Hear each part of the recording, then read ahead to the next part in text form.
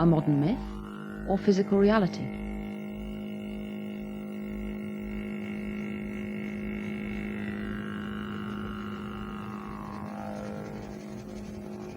The being had these very large black eyes, luminous, not luminous, I don't mean that, I mean they didn't shine, but they were shiny in the sense that they reflected light, big black, like they were balls of black liquid. Grey, small, about 3 foot high, with great black eyes. You can't really see their mouths. You sort of know there's a nose there, but there isn't a nose there. They're ugly. They're gray in color, light to dark gray. Their bodies are incredibly thin and small in comparison to their large heads. And they're scary. Last year, a poll claimed that almost 4 million Americans are the victims of alien abduction. Around the world, thousands of people have come forward to describe an experience that is consistent and terrifying. They say that their captors are an alien race called the Greys. The stories have caught the media's imagination and sparked a growing public controversy.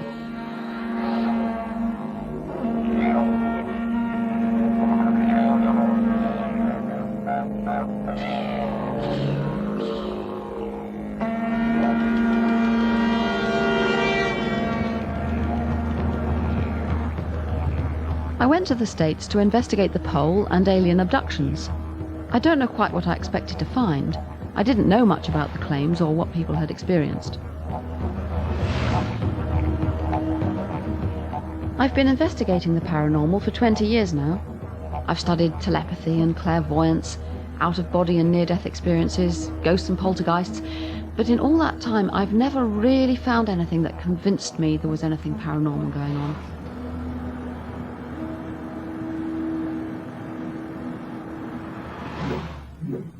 I was laying there, and just before I'd fallen asleep, off to the right-hand side of me, off to the edge of my bed, was a little white, it was a very bright white flash of light that went off.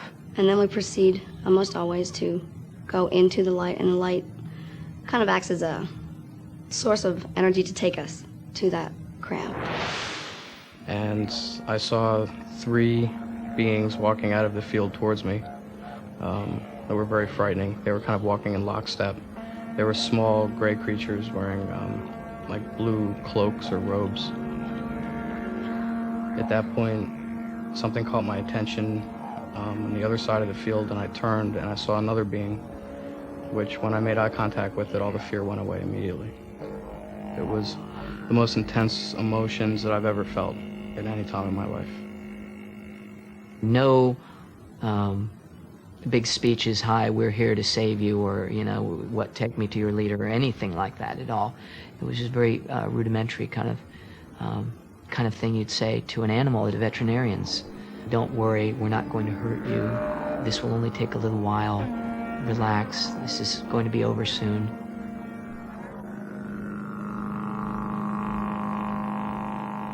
The most extraordinary claim is that the Greys are conducting a hybrid breeding experiment with their prisoners. I immediately shut my eyes and thought, oh God, and I started getting very scared. And then the next thing that followed after that was that my legs were being spread apart. And then I really started to panic, and then the next thing I felt after that was this most incredible pain that I've ever felt in my life, and that felt like a bullet shot up into my uterus and hit the top of my uterus. And I screamed so hard. Sometimes you can see the fetus being removed and taken away to be put into the columns. Most times I just know it's happening, though from my vantage point on a table with my legs in the air, I can't see too awful much about what's going on or describe in detail how they do it. In like little glass boxes, I've seen these babies. Their bodies are very, very tiny. They look very thin and emaciated almost, and they're very quiet, and they don't move. And it's almost a very sad picture for some reason. And there's again the mist and the light and we just go out, follow the light, and then we're taken back and put exactly where we were when we left.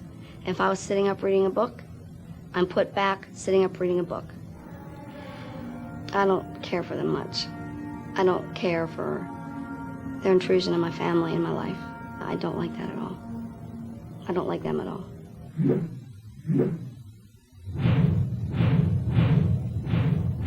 I suppose from the outset, three possible explanations present themselves. One, that people are just making it up, it's some kind of invention or hoax.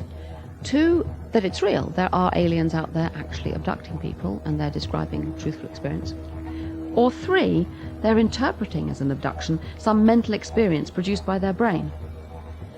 What's particularly striking about the abduction stories is how consistent they are. People report the same kind of experience again and again. Now, this could be because they've all met the same kind of alien, or it could be because similar things are going on in their brains.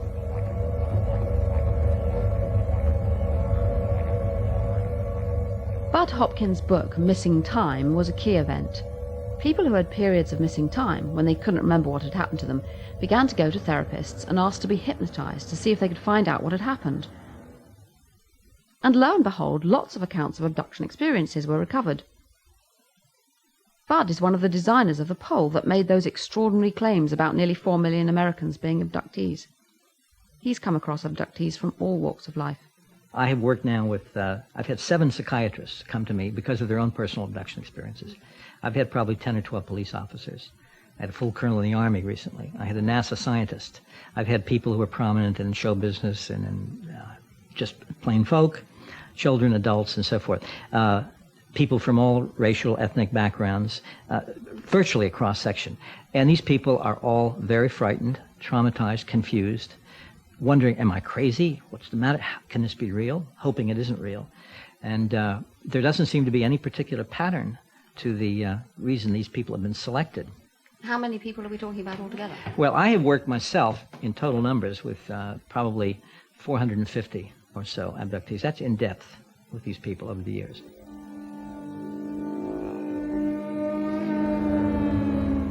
This is a problem because it makes me wonder whether the stories have been created by public knowledge about aliens and hypnotists implanting the ideas. To reassure me, Bud invited me to watch the hypnosis of a young man. It was his first session. I want you to take... Mark had come to him quite nervous. He'd had some experiences when he was a teenager, when he was asleep in bed, and he couldn't really remember what had happened. I think Mark was hoping that when he came to Bud, the hypnosis would bring back memories and perhaps help him to cope with it. Maybe it's just a vague sense, whether it's a big, stocky person or a medium-sized person, whether it's a child, whether it's a man or a woman, you might get some sense. So After 30 minutes of careful and gentle questions, Mark identified his tormentors. 2, you're about to open your eyelids just a tiny bit and look. 3, closing your eyelids. Yeah, it looks like one of them. What do you mean, one of them? In gray. So what do you think's going on? You're implying all the time this is real. The person actually went out there. Something actually came physically into the room, into the world. What do you think's really going on? Yeah, well, I'm not saying that happens in every single case that comes our way. We reject some cases, and some cases seem to be cloudy. But in the cases that check out, which is the vast majority, there seems to be some kind of non-human intelligence which is interacting with us and which possesses some kind of technological equipment which is way advanced over ours. We do not know, ultimately, what this will mean. We have had 2 basic science fiction myths about ultimate contact with another kind of intelligence. Either they're going to be body snatchers, invaders from Mars, come to do us in, or they're going to be these wonderfully benign, helpful people here to help you with the ozone layer. We have gotten no evidence whatsoever that either of those 2 explanations fits. What does seem to fit is that whoever they are here for their purposes with their agenda. And they are trying to do this, it would seem, with a minimum of disruption of the lives of the people who are the involuntary specimen that they're dealing with. Some people have more than one experience. They have multiple abductions. This often starts when they're very young, in early childhood. They can get taken by the aliens many, many times. I've had pretty regular visits. They used to be very sporadic and maybe once or twice a year. And about the 1989-90 time frame, they got to be more regular. Mary's bedroom walls are covered with drawings of the Greys. Have these helped create vivid dreams? I don't believe that the experience of having an interaction with these extraterrestrial beings and dream state is anything similar at all. In the dream state, it's really more of sort of a constant flow, and the state of consciousness when you're awake is quite vivid to people, and they definitely know what they're perceiving and what they're seeing and what they're hearing. And when you interact with these beings, you know what you're seeing, you know what you're hearing, and it just there's no way that you can confuse the two. I work in the defense industry, and I have a very mainstream 9-to-5 conservative job, and I am not a person that most people would suspect this is happening to. I think a lot of people feel that individuals who claim to be abducted are people living in some backwoods society that, you know, are just having some type of a mental illness of some kind. And I think it's important for people to know that the average, responsible, highly functioning adult person in the society is having these experiences. I think it's obvious that these people are not hoaxers. Something really did happen to them. But I can't accept that an alien race could wipe out our memories, but we could still manage to recover them so easily. On the other hand, the stories I've heard sound so convincing, and the abductees seem so plausible. And there are many people who believe their stories. Amongst them is one of America's best-known psychiatrists, John Mack. When I first heard that there was an artist in New York named Bud Hopkins who took seriously the stories of people who reported being taken by alien beings into spacecraft, I thought he must be mad and he's talking about some new form of psychosis. But these people, as far as I could tell, were of sound mind, had not communicated with each other, were not getting details from the media. This was long before the great media rash of information on this subject.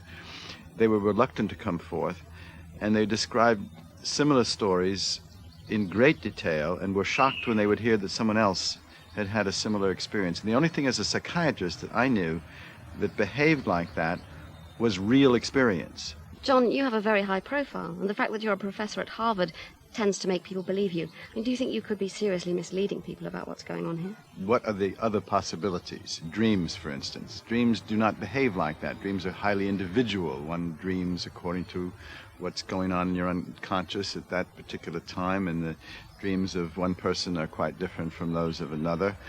Or some kind of trauma, for instance, like sexual abuse, which is often raised. Creating a story which replicates your abuse story.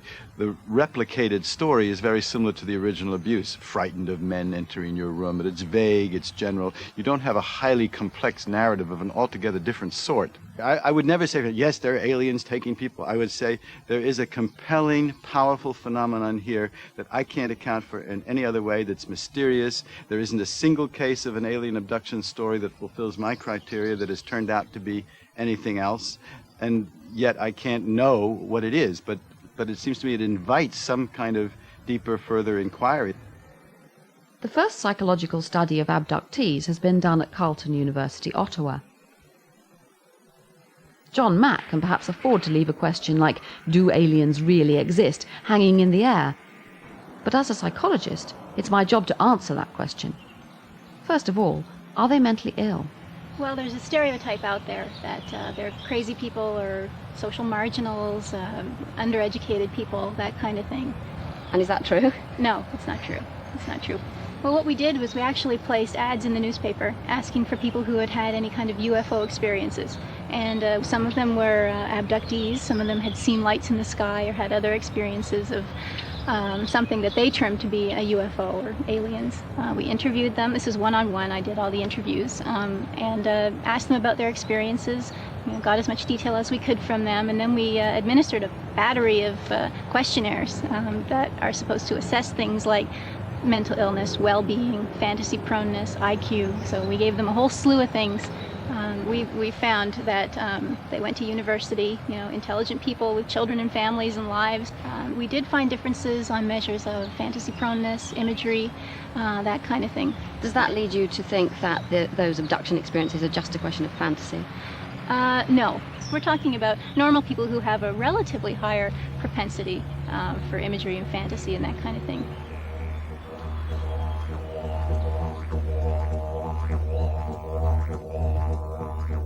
So, these people are not mad, and they're not just inventing a fantasy. But perhaps if something strange happens in their brain, they might be more able to invent a vivid story than the rest of us would. There's been a lot of criticism of researchers like Bud Hopkins and John Mack on the grounds that they could be implanting the stories in the abductees as false memories. It's quite possible by hypnotizing somebody, or even just by relaxing them or asking them the same question again and again, to get them to invent a story as though it was something from the past. And then, after that, they'll remember it as vividly as they remember things that really did happen. I showed Mark's tape to an expert on false memory syndrome. I still feel scared. Well, what do you think of this hypnotic technique being used here? But you just have to be so careful with hypnosis because it is a sort of chameleon. It has this nasty habit of people giving you, if you like, what they perceive you want. This guy appears to be quite responsive. When he's being regressed, he speaks in the present tense, which is usually a tip-off that they're experiencing something immediately in the here and now.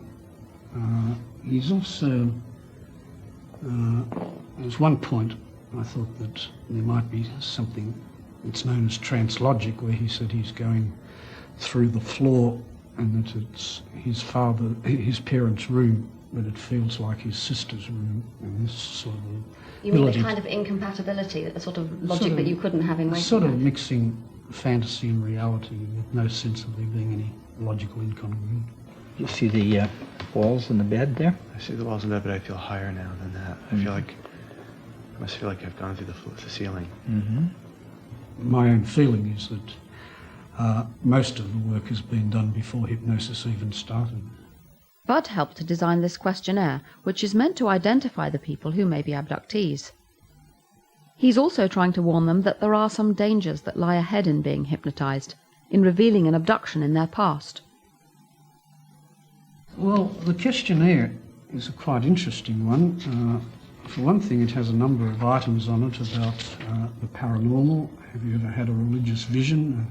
Have you ever seen or sensed the presence of a ghost? Has a deceased relative or friend ever visited you home in the night?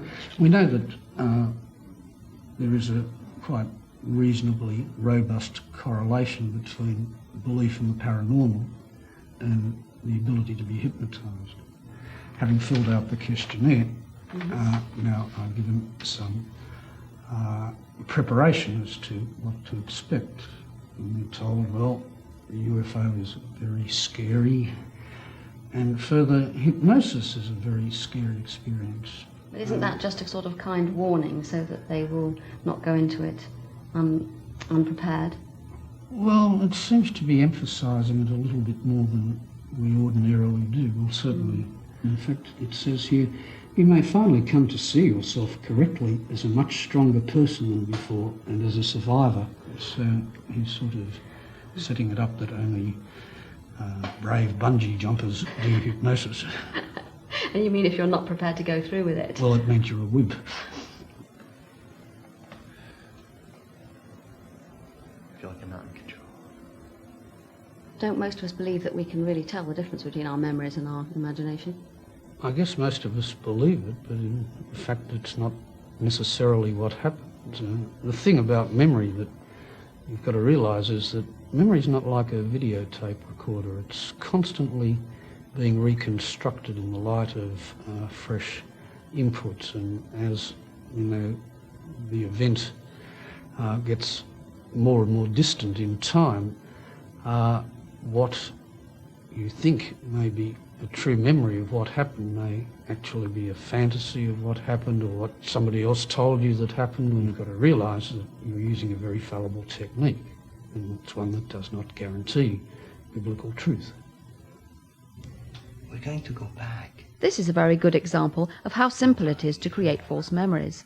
You only have to relax someone, and if they have the right expectations, it's very easy for them to invent all sorts of vivid experiences, especially if they're the sort of person who has good imagery in the first place. All kinds of paranormal experiences can be created. Marianne is not an abductee. She's being regressed to a previous incarnation, a prior life. Getting younger and younger. 2, 1, and 0. I didn't do very much. In fact, it's even more interesting in Marianne's case because she doesn't have this prior belief in the reality of prior life. It would be even easier with someone who comes in with a positive belief. In her case, I only know that she's a high hypnotizable subject, that she has very good imagery ability.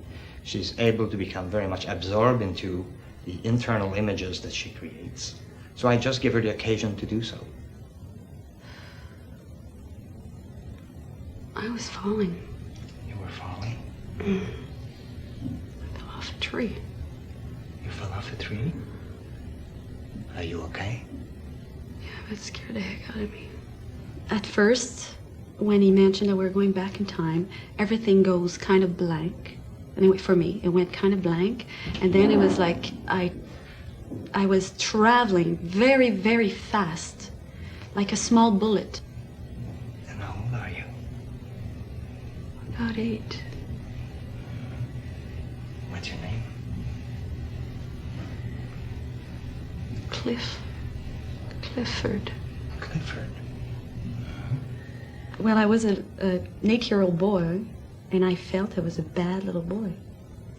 And just at the moment when Jean-Roch said, okay, we're going to come back, I was starting to feel a little nauseated, and I think I was on my way to mischief. I don't know why. It was just a feeling that I had.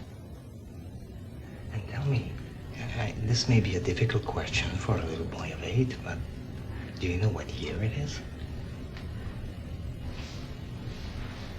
1750 something. Okay.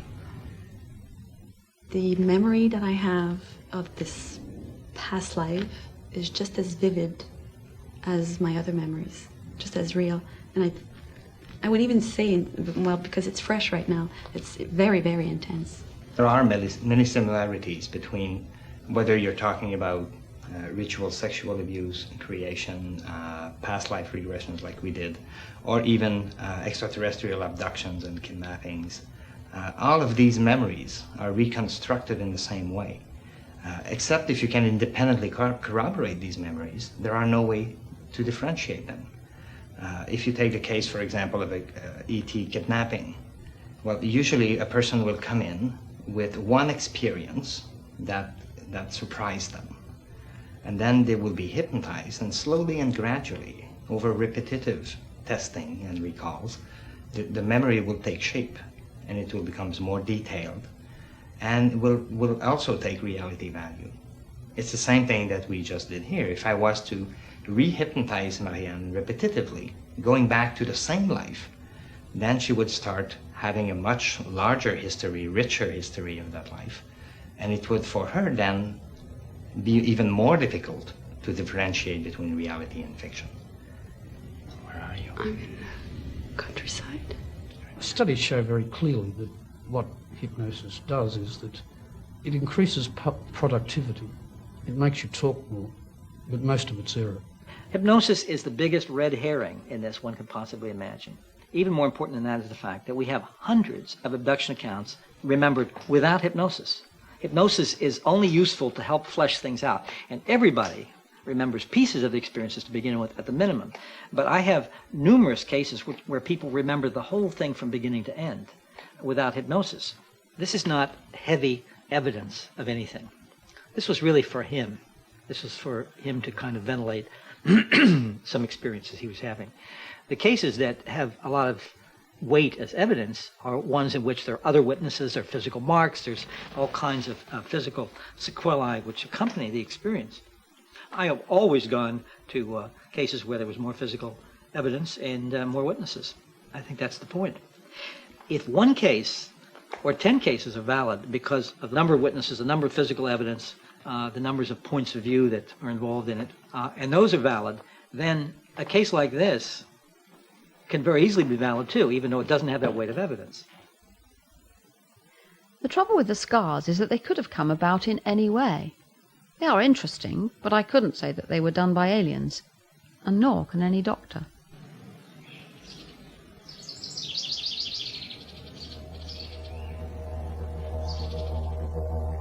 David Jacobs is author of a book containing the most detailed accounts of abduction experiences, and also a co-designer of the poll.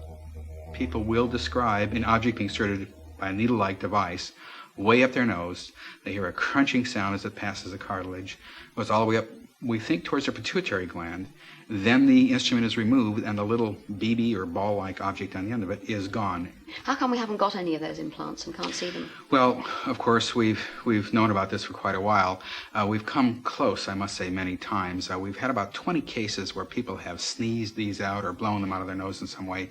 Each time they did not realize that they had been involved with the abduction phenomenon and thought they'd inhaled something and thrown it away or put it away for safekeeping, and over the years they got lost.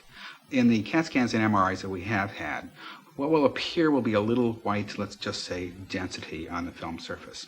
Now that density immediately goes into debate right away. It could be an artifact from space, it could be a calcium deposit, it could be anything. The only way you can find out for sure is actually operating and literally opening up their skull and looking at it. White spots on scans are not exceptionally rare. They're seen in many clinical cases. We do have other forms of physical evidence. One of the things that I first noticed years ago was that people were returning from these events with unusual stains on their clothes that seemed to make no sense. Stains on their underwear, on their night clothes, or whatever they were wearing to bed. We sort of know how they got these stains. Here are some of the stains. If you can see this here and this here. Yeah, this is an odd one here. Yes. So what do you think's happening? How are they getting these? Well, when they're laying on the table, sometimes these beings will use a solution on their body. We think for neurological testing. We're not exactly sure of that, but the evidence seems to suggest that.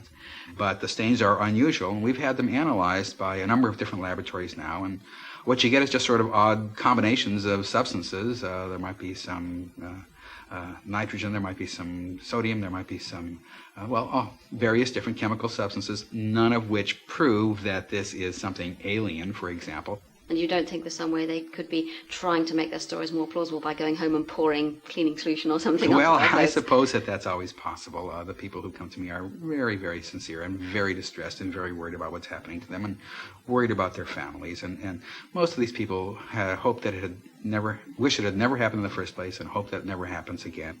No objects of alien origin have ever been identified. The problem is that people want the evidence to be more convincing than it is.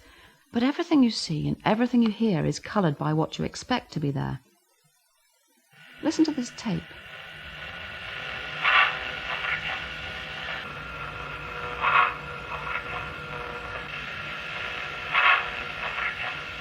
I tape record in my room every night. I've been doing it for about 2 years. You can hear 3 words, and the 3 words are, "Don't wake up."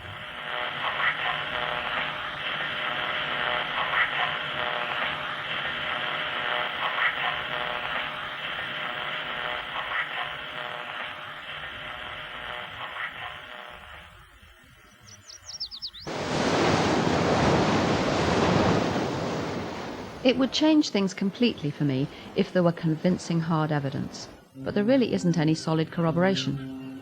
But what about the small number of abductees who don't need hypnosis or therapy?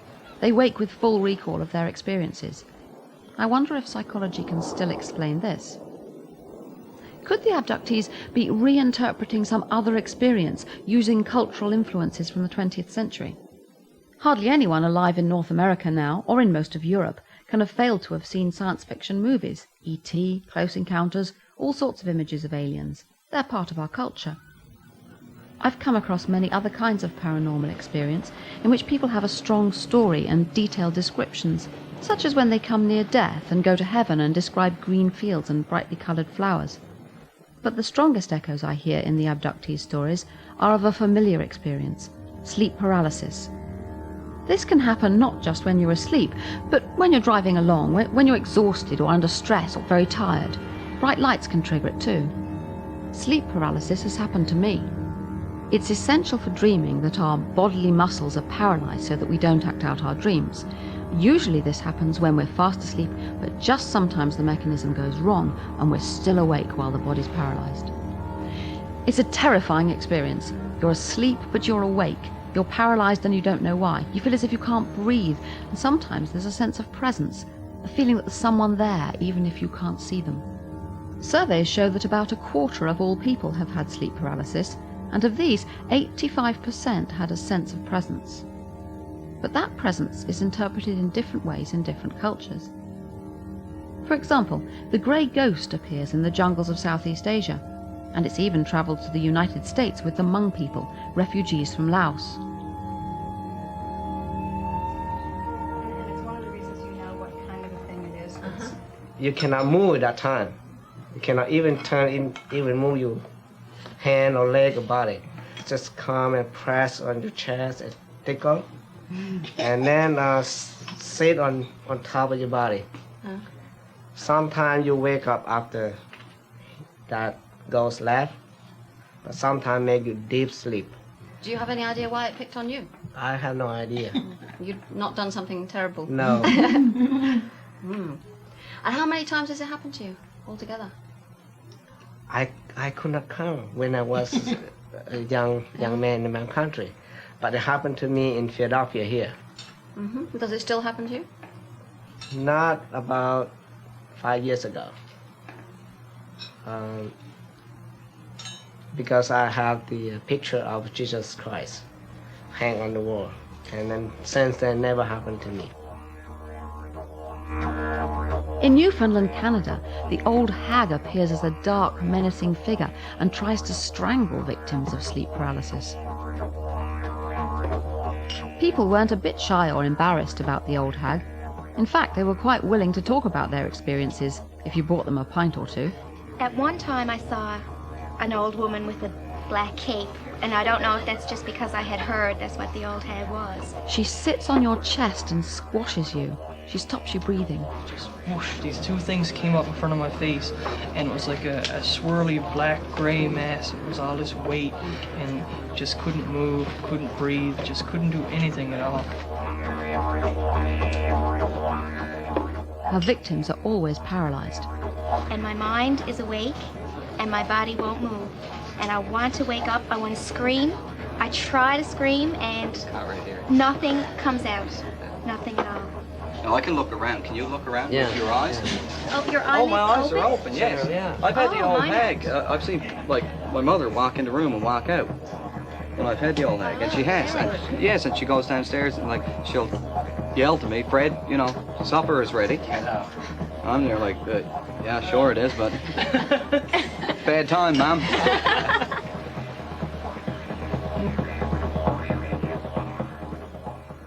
So did the first psychological study find sleep paralysis under the technological gloss of alien abductions?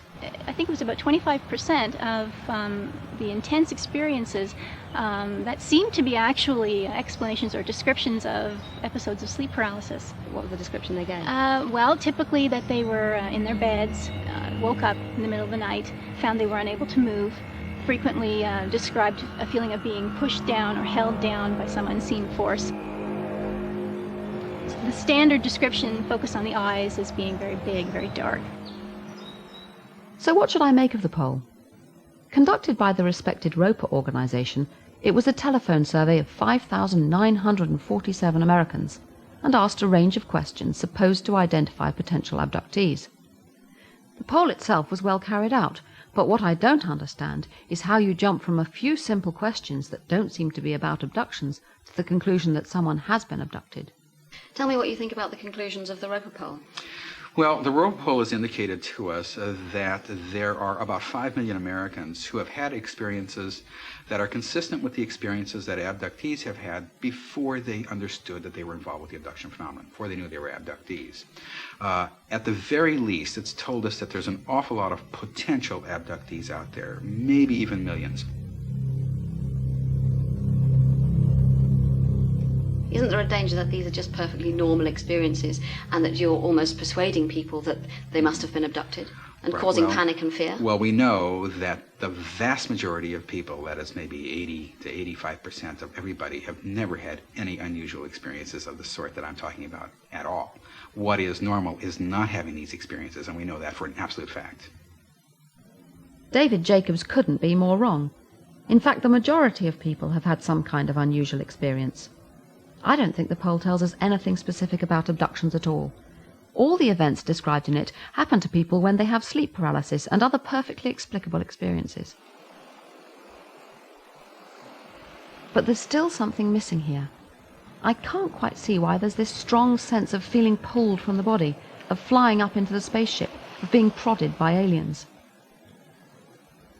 Sleep paralysis can get us so far, but I don't think it can explain the whole experience. It doesn't, for example, have the familiar journey, being taken out of the bedroom and far away. Nor does it have the sexual aspects, which are so common amongst abductees. But these do appear in ancient myths, such as the incubus and succubus, demons who come along in the night and have sexual intercourse with people against their will. Their purpose is to produce half-devil, half-human babies. The similarities with abductions are obvious. Then there are the fairy abduction myths, where people are taken away or babies replaced by changelings. Most people in our culture have probably heard of one or other of these stories, and hypnosis and relaxation are just the times when these deep tales are going to surface. I suspect there's a common experience underlying these myths and alien abductions. Again, it's to be found in the brain. Actually, this is my son, Jolien, and I can use him to demonstrate what might be an explanation of abduction experiences. Here, either side of the head, are the temporal lobes of the brain. Well known because in temporal lobe epileptics, this is where the focus is of the problem that they have. But what's less well known is that everybody has a lot of activity going on in these parts of the brain, which can induce experiences of floating and flying, mystical experiences, and so on. All the time, most of the brain is active, but parts being used at any time are more active than others, and each part of the brain consists of lots of cells, millions of cells in fact, interconnected. Some are exciting other cells, some are inhibiting others. It's very easy to see that activity here can be producing hallucinations and strange experiences, which might account for abduction experiences.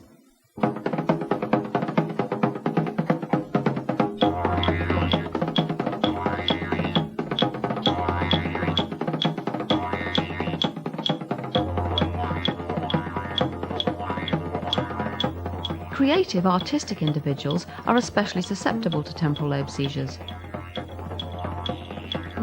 These misfirings can be common, but are normally very mild. They can happen without warning and are very hard to study.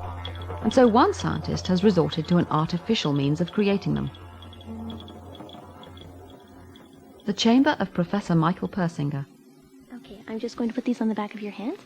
In here, he has stimulated the temporal lobes of many volunteers, producing strange experiences. I was to be his next guinea pig. Is it too tight? No, that's fine. The helmet is a modified motorcycle helmet within which are embedded solenoids on both sides. The magnetic field is generated across the temporal parietal area. We can control the right hemisphere or the left hemisphere. This particular experiment will be both hemispheres stimulated. Effectively, the brain works on electromagnetic patterns. In the past, the experimental patterns have been really simple, and hence the effects have been almost non-existent. What we have done with computer technology is generate complicated fields that imitate what the brain does, so we can talk to the brain.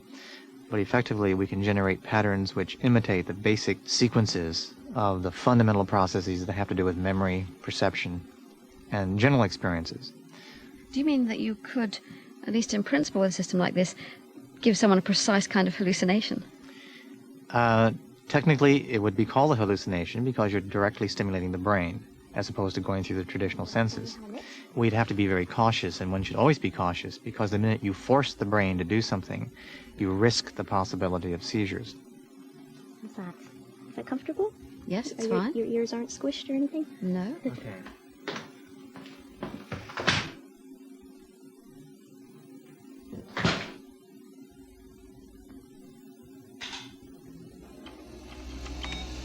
The experiences that are generated experimentally are primarily the fragments of abduction-type experiences and mystical-type experiences, and even the beginning of some kinds of psychical or often near-death-like experiences.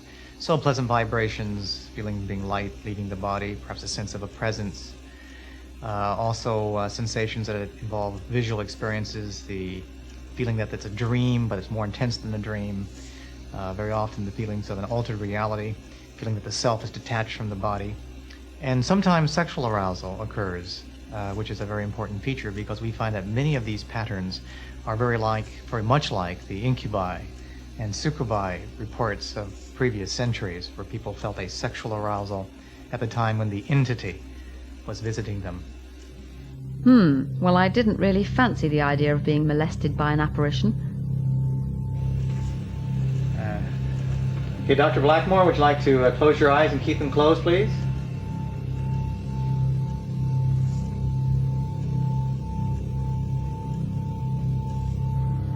I'm rocking again. Oh, but this time it's a little different.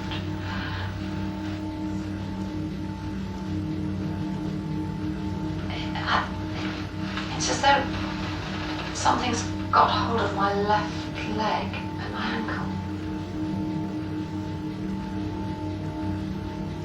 The whole of my left leg seems to be being stretched.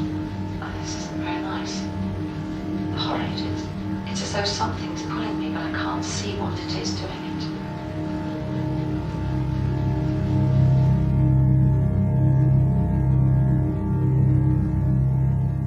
it. If somebody says that they've experienced a spiritual entity, but they're on a psychiatric ward, you're likely to say they're crazy. But if they have the exact experience and they're in a church pew, you're more likely to say it's real. The context determines your explanations for really mundane events. And I'm just floating again.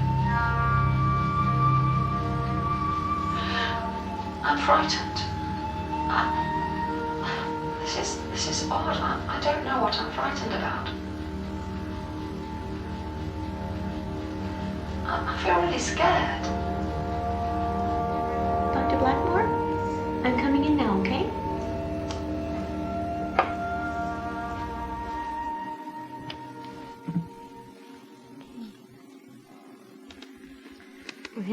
Oh, it was much lighter.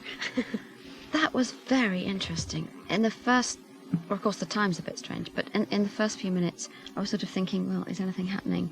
And ought I to say anything? And then suddenly, it was perfectly obvious this wasn't, as I've normally been in rooms like this, and had interesting visual images. It wasn't like that at all. Persinger has come across some curious alien abduction cases that he suspects were really episodes of temporal lobe seizure, those linked to glowing balls of light, UFOs. Our data indicate that for some of the more well-known cases, such as Travis Walton, and some of the classic ones where there was a ball of light, either directly observed or recalled or other people saw it, and the person came close to the ball of light and suddenly they had a seizure-like effect where they were knocked unconscious or they had tingling sensations, yes, that's a direct impact on the brain. And very often when these individuals woke up, which they often did after a few minutes, sometimes 2 or 3 days, not that they were asleep, but they were amnesic, they experienced or reported an abduction scenario. In the late 1960s, I became interested in why certain kinds of phenomena are left out of science. Luminous phenomena were one of them, called UFOs. And so I began to look at about 4,000 or 5,000 of these events. So I codified them and put them on computer and began to determine if there were any kind of energetic sources that could explain these unusual things. My assumption was that it would require tremendous energy to produce these real oddities of the space-time fabric. Earthquakes was one candidate, at least the energy associated with earthquakes.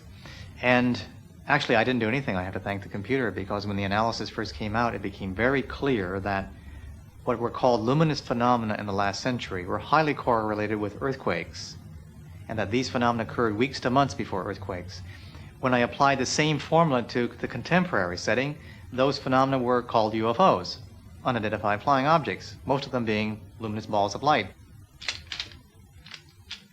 Film shows the electrical discharges released when rock is crushed under pressure, an event likely to happen in the build-up to even minor earthquakes. Persinger suspects that these lights might also emit the electromagnetic waves that cause temporal lobe hallucinations. Apparitional phenomena preceding earthquakes are really quite common. The large earthquakes that have struck in Quebec and parts of British Columbia, there are a lot of historical data about, have reported apparitions, and very often it was framed in the beliefs of the time, i.e. the graves had opened up and the apparitions have come out. The correlation is there. We now know it's a natural process, but it's still an enigma with respect to what the mechanism is. Lights before tremors are frequently seen. Linking seismic events to UFOs and abductions seems far-fetched, but perhaps no stranger than the experience I had in Persinger's chamber, where he mimics natural misfirings of the brain. And going into that chamber made a big difference to me. It was as though the missing pieces came from there, the sense of anger and fear, of being pulled and manipulated by something I couldn't see. In this case, I knew it was produced by a simple change in the brain, but if that happened to me at home in bed, I would be desperate to find some explanation for it. I can even imagine that if I'd heard of alien abductions, I might wonder whether I was an abductee and seek out a therapist to find out. And no matter how careful the hypnotist is not to cue you, if you're able and willing to provide lots of details, you will, and you'll then remember those as though the events really happened. I don't think I could dismiss completely the possibility that there are real aliens actually abducting people. It seems bizarre and odd, but I suppose it could be. Have 4 million Americans been abducted?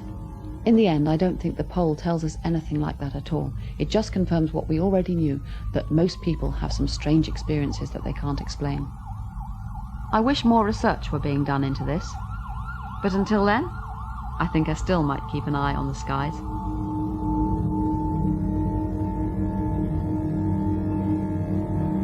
Right, I've got my alien invasion survival card. Look at the sky. That must be the moon. There's a cloud. Yes, got clouds. Oh, it'll even help me identify seagulls. But can I see a UFO? No. Can't see any UFOs yet. In case of abduction, remain where you are. Yes, I can manage that. Give or do whatever they ask. Get everything that happens. Yes.